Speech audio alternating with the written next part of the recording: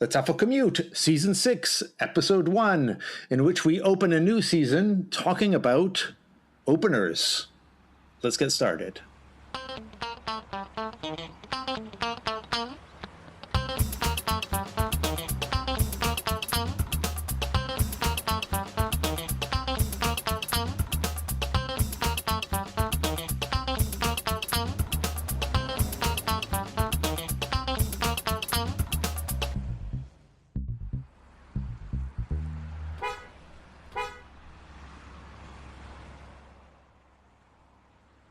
Hey, Shaun. How you doing, Lindsay? Welcome back. Welcome back. Good to be back. It's been quite some time, actually. How are you doing? Well, yeah, isn't it? We've had a long summer. I mean, it's funny. Most people have quiet summers, but we tend to have busy ones, I think, don't we? That's true, yes. English teachers in general, I think, have often busy summers. And certainly used to be the case for me that my busiest time of year was the summer if I was doing summer school. Is that the case for you? This time it wasn't, but... For you, yeah, for me, definitely. It was a very busy summer. Summer school in Oxford, as usual. So, yeah. What else did you do this summer? What else did I do this summer? I worked for a substantial percentage of it, and then I went on holiday to the Swiss Alps. Oh, okay. You were in the French Alps, were you? That's right. Yeah, yes, I live in. Of course, living in Spain, I'm not that far away, but I went in the south with family. That was a very short escape from everything, from working the rest of the summer pretty much. Certainly all of July I was working, and half of August. I did something that I haven't done for about 30 years. I also went camping. Oh my gosh. I haven't gone camping for 20 years. How was it? You know what? It was fabulous. It was really nice. I think we happened to hit a weekend in the UK when the weather was fabulous, and it was just really nice. I'm wrecked from sleeping on the floor, but my tent was quite good, and it was interesting to do it. There you go. Something I haven't done for a long time. So, did you do anything different this summer? No, not really. Not really. By the way, while we're talking about this, in case some of you are new listeners to this is the TEFL Commute that you're listening to. My name is Lindsay, and my co-host is... Hi, I'm Shaun. Shaun. We do this podcast where it's a podcast for English language teachers, which isn't about English language teaching, but the topic comes up. And so as you can hear from our first couple of minutes here on the podcast, the topic hasn't come up yet. Well, there is a reason. And it has. It has. I think you're right. It has. We did plan this. That little bit of idle chit chat at the beginning of our podcast was a bit like what language teachers are supposed to do with students on the first class back to school after the summer holidays. Am I right, Shaun? Is that what this was about? I think so. Yeah. This is typical high class. What did you do during the summer holidays, or that very typical kind of what did you do last weekend, or what did you do last summer? We tend to open with after a break. Yes, because our topic today actually is openers. Openers to classes, openers to lessons, openers to courses, and so on. All kinds of different openers. We're going to get into that in a moment. But the classic one that you were just telling is like, what did you do last weekend or this summer? And then, Shaun, you started by asking me like a slight variation on that. What did you say? What was the last question you asked me? What did I do something more unusual this summer? I just thought I'd go for something different because I presume that students must get bored of hearing. Do they predict it's the first day back, right? So the teacher's going to come into the room and say, "What did we do last summer?" I just thought maybe go for a different angle. I know. I'm thinking if I wanted to, really suck up to a new language teacher as a student, if I was learning a new language and it was the first class back in my pre-intermediate course, I'd probably memorize like a whole paragraph of what to say, which I would invent half the details about, like a really interesting summer that included several irregular verbs or difficult conjugations, just to, if I wanted to, if I was someone like that. A well-practiced language student to know to do something creative, add irregular verbs, add this. That'd be quite funny. Yeah, add this, add a good structure, add a subjunctive. Yeah, what are some other alternatives? You said like something unusual. Yeah, Do you have other? I get it. I think it was from the ESL library. I saw a really nice list of alternative back to school topics. So, what didn't I do this summer? A unique person I met this summer. A day that I wish it didn't happen this summer. Just kind of some nice spins. I guess I tell you what I'll do is we'll expand it and put it as the end of pod activity, because again, if you're new to the podcast, at the end of the pod, we always put an activity that you can take into the classroom. So I'll make it that one at the end of it. So I want to go back, though. You said we're talking about openers, Lindsay. Yes. I think before we really get into a discussion, we need to actually agree what an opener is, because I think people might say an opener, a warmer, an icebreaker, and put them all under one kind of term. Is that where we're coming from? I think so. I mean, for the purpose of this podcast, I think we're going to be covering a multitude of different things which could be covered by openers. But since we are language teachers and we like to get stickly about language, we should probably specify that there are different kinds of jargon, I guess we'd call it our jargon. It's not that hard a jargon on what happens at the beginning of the class. And distinctions have been made, and people have gotten angry online in blog posts and stuff like this about this. So let's define a couple terms. I think you can draw a distinction between an opener and an icebreaker. And so my feeling would be like the icebreaker is something that literally is to break the ice, to get a class started, a new class started, a first class, or a group after an extended break, or people who don't know each other, or a new student has joined the class. So it's those kind of like the classic ELT one is throwing the ball around and saying what your name is, but there's lots of others. Yeah, I think I agree. I always kind of see icebreakers as something to do with learning people's names. Yes. Yeah, exactly. Or learning something about them, like where are they from, how long have they been learning English, and so on. And that often comes at the beginning of the lesson. So you could argue that is opening the lesson, but it's not necessarily connected to the topic of the lesson. And it only kind of opens the beginning of the academic year lesson, doesn't it? In that sense, it is an opener in that lesson. But I guess if you are going into a class for the first time. Like you pick up a new class halfway through the term, or you're covering for a new teacher. That might be the opener, might be an icebreaker. I'm going to confuse put them together.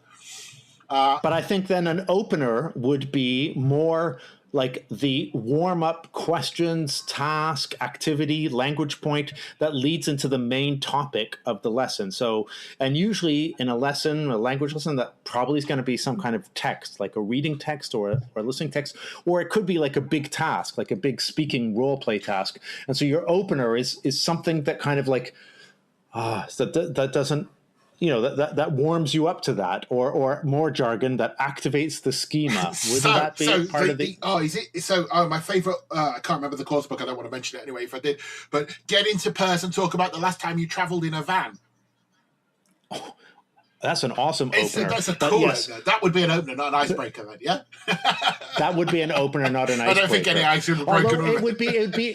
But again, I think the line could get blurred, because you could conceive of that as like one question in a very weird series of questions that are an icebreaker. Like find out all kinds of. It kind of was decontextualized in this conversation, but in the piece of material I'm referring to, it is genuinely the first question. So it is odd. That is amazing. I think also, so openers, let's agree then that openers relate to the main topic or task of the lesson, whereas an icebreaker is at the beginning of a course. So what's the difference between an icebreaker and a warmer? Well, can I just go back and question one thing then? Go for does an opener only look forward? Because I'm thinking I begin my lessons with a task that might revise as well as look forward. Then I would call that the warmer. Okay, so that's where we're going with the difference. Well, I don't know. I kind of think the warmer is the beginning thing at the beginning of a class to get people warmed up, speaking English, thinking in English, back into English mode from whatever commuting mode or gym class mode or whatever else they were doing. So despite its name, the opener might not be the opening stage of a lesson. Actually, yeah. Are we coming to a point where the opener actually doesn't open a lesson at all? That's where I was going. That's what I'm kind of saying. Yeah, that's why you see why it's important to discuss these things. I know. But I think because by name you think opener sounds like it's opening the lesson, but it's not. It's a lesson opener. I guess what we're saying is it's a topic opener, not a lesson opener necessarily. Yeah. In it. So Then my next question is, if we have established this, and for the sake of brevity... I think we should establish it quickly, otherwise we'll be here for a long time.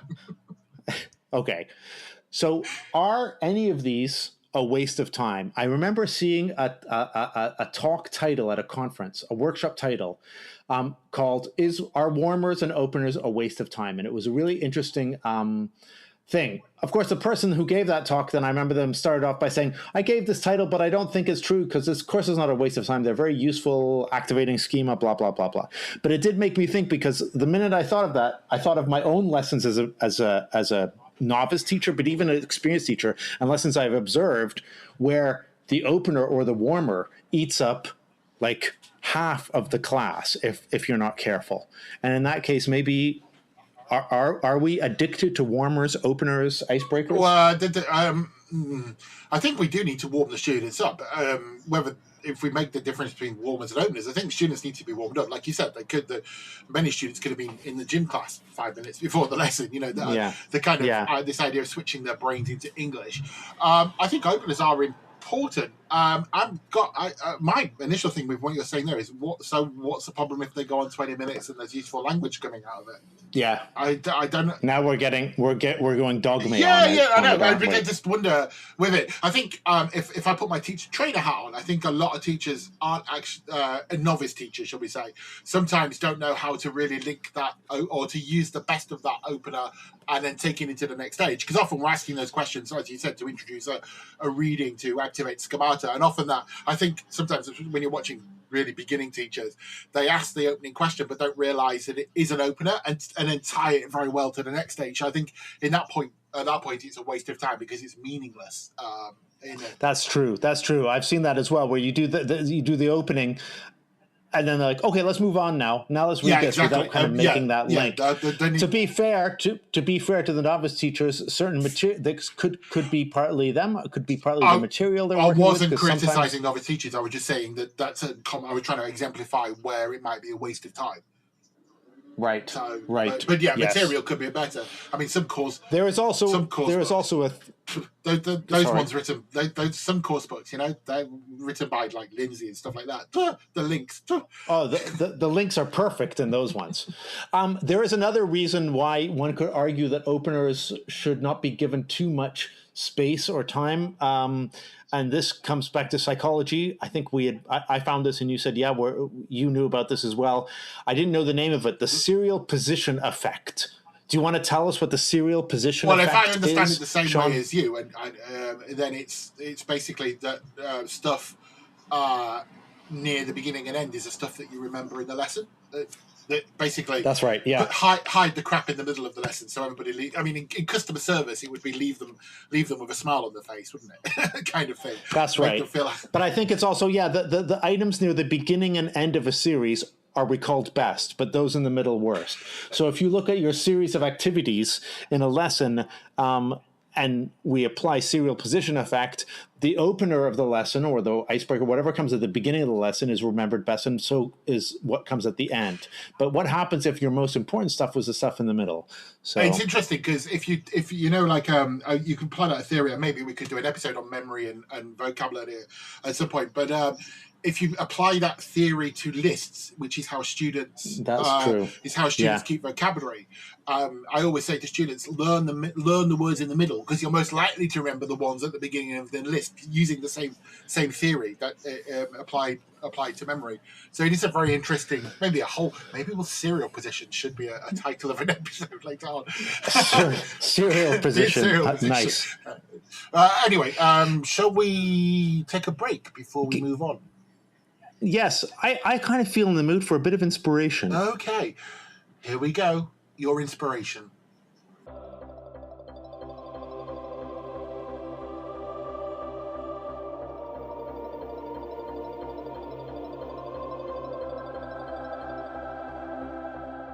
Don't forget that you're a winner type.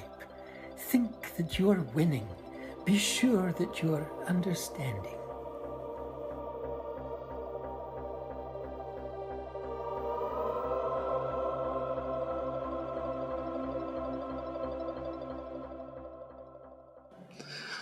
That's nice. It's been too long. As a It has. all teachers need to open their year with a bit of inspiration. Their day, indeed. Their day, indeed.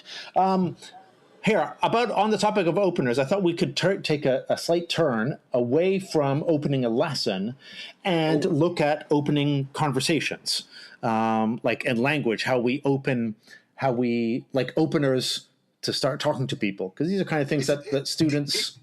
You mean drilling into students that the answer to how do you do is how do you do? Yes, or other questions apart from just like hello or ways of opening conversation. And to do this, I found one of my favorite books that I got when I started teaching, that it was given by a colleague of my mother's, gave it to me. I learned to teach in Canada, and I got given this book, which was from, okay, I'm just reading it to you here. It's from the Minister of Supply and Services, Canada. So it's a series of pamphlets from the Ministry of Supply and Services. I don't know why it was that minister.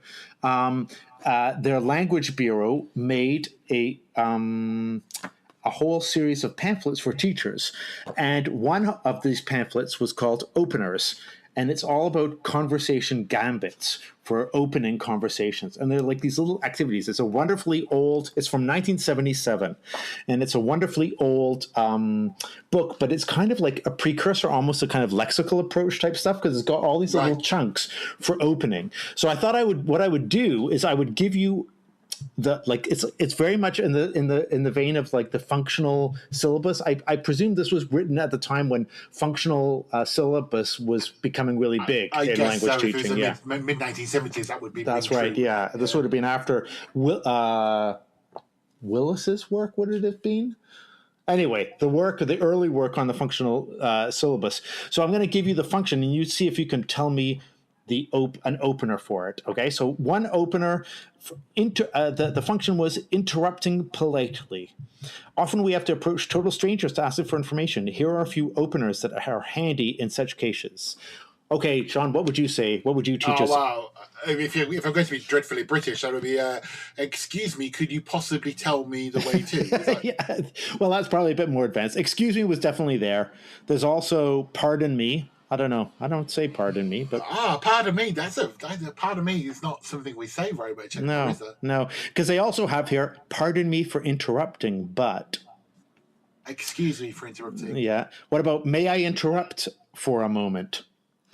So you're asking permission to interrupt by interrupting. Yeah. Then here's another one. Question openers to ask someone about something.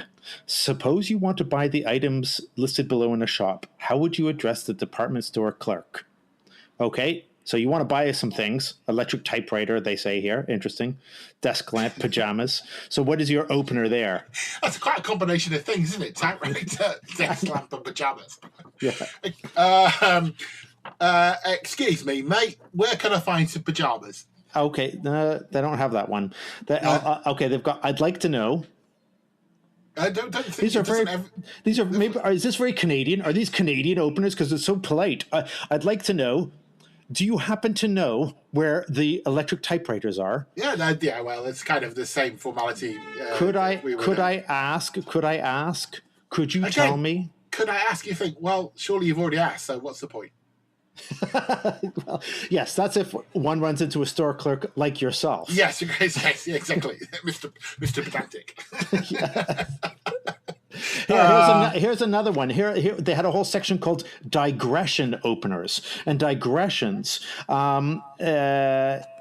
You want to digress into something else, or you want to return to the topic. So if you want to move off topic and open into another topic, so we're talking about last weekend, and you suddenly want to talk about something else. Give me an opener for that.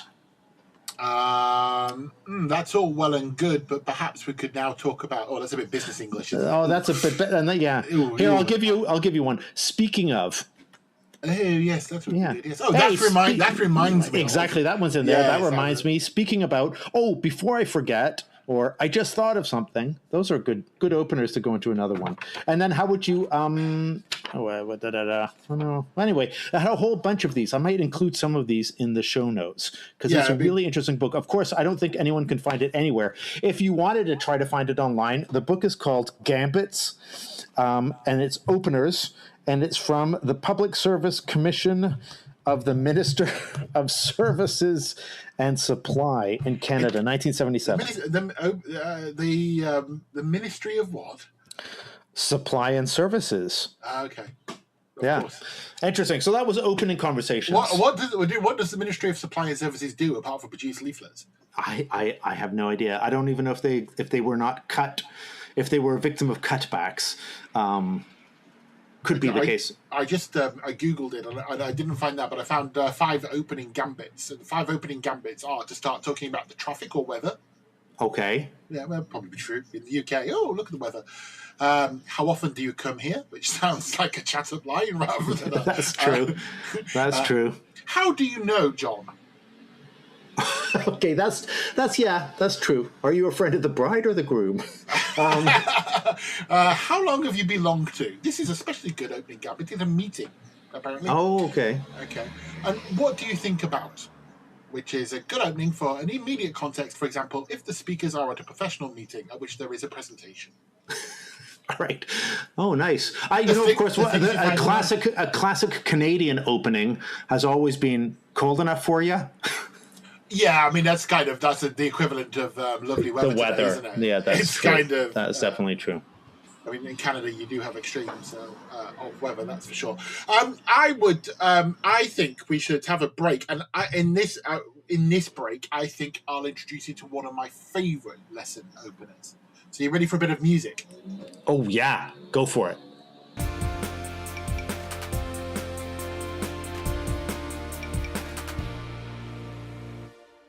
If you are a regular listener to the podcast, then you'll know that from time to time we like to drop in the occasional game for you to enjoy on your commute.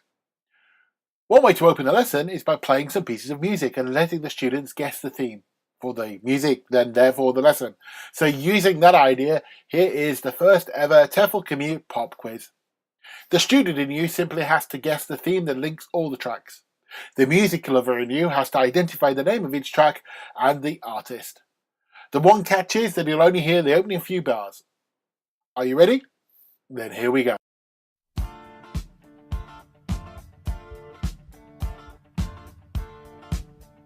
Your lady, your lady.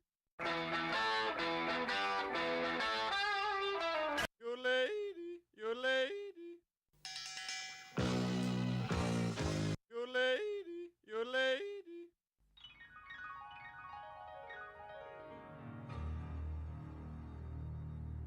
Your lady, your lady.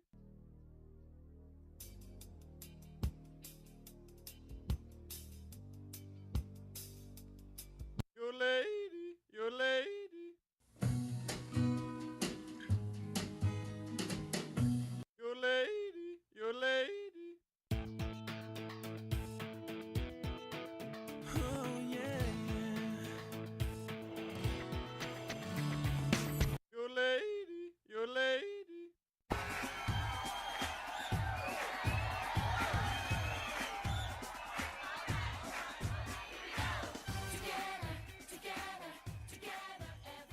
There you go then, finishing with our rather cheesy track, which has been viewed over 37 million times on YouTube, apparently. So your job was to guess the link, which I suspect wasn't too hard, but did you guess all the artists and song titles? We'll give you the answers at the end of the podcast.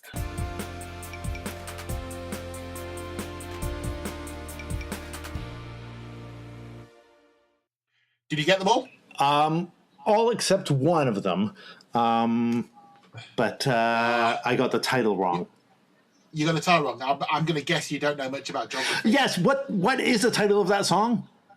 I'm not going to say it now in case somebody's thinking about it. I'm giving away the answer. There's still a little bit of the commute left. Yes. All right. Okay. That drives me crazy. I'll put the answers at the end. They can go. Somebody can go to the think about world, and how beautiful and nice it is, and think of a synonym. There you go. All right. Do you often do that kind of opener? This kind of musical opener where you contextualize the lesson by producing pieces of music that are about the topic. I have done in the past, but I haven't done it recently. I have to admit, I haven't used music at all recently. You know what I suspect most people are using more now is probably like a YouTube video clip of something to contextualize a lesson. And I know that I've been doing that as well. That's interesting. I think this idea of technology replacing stuff. Again, I guess that makes it easy to find photos and things like that. That's true. True. Photos and multimedia has been the whole way of opening a lesson in a multimedia way is much better now than for example, when I was teaching with that other book I told you about, the 1977 book. Yeah. I quite like. Yeah, I guess I do that as well. I quite like. I guess you'd call it more like authentic listening as well, but like me telling a story, or like using it. So they're listening to me. Yeah. So I like the sound of my voice. I like those kind of things. That's true. The live listening. Yeah. Live listening. That's the word I was looking for, not authentic with it. There's lots of different ways you can open lessons, aren't there? It's I've just lost my list. Pictures, music. Somebody suggested using Cuisinart rods. That takes me back a bit. Oh, wow. Yeah. Yes, this kind of treads on the toes of one of the lessons we did at the beginning of one of the episodes we did at season 5, which if you're interested in this topic, you can always find our episode on, was it First Lessons? I think we did one on First Lessons. Season 5, episode 1, I think, or season 4, episode 1.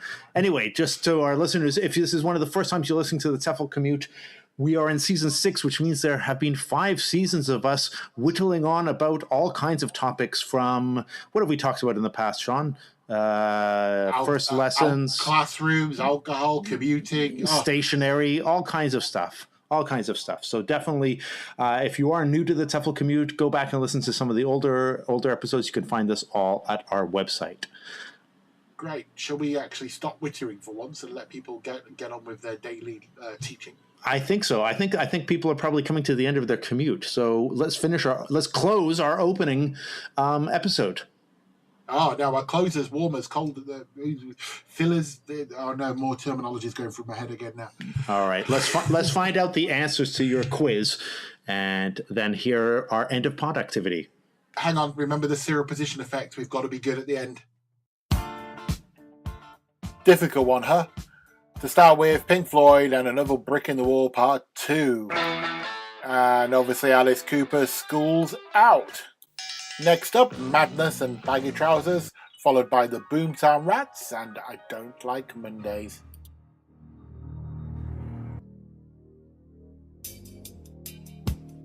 Which segues very nicely into the Police and Don't Stand So Close to Me. And the track after that is the one that Lindsay couldn't guess, and that's by Sam Cooke, and it's called What a Wonderful World. What surprised me, of course, is that Lindsay knows that she's busted and what I go to school for. And finally, our cheesy track is the High School Musical. We're all in this together. And of course, the connection, well, what else but education or school. Well done if you got them all. And that's the end of our game and the podcast. Bye. Producer James here with a quick message to say thank you for listening to the podcast. If you'd like to show your support for the show, then you can help us in just a minute and it won't cost you a thing. Not everyone is as tech savvy as you, so if you know someone who would enjoy the show, get hold of their phone, open up the podcast app and show them how to find the podcast. You can even hit the subscribe button for them. With your help, we can reach even more teachers.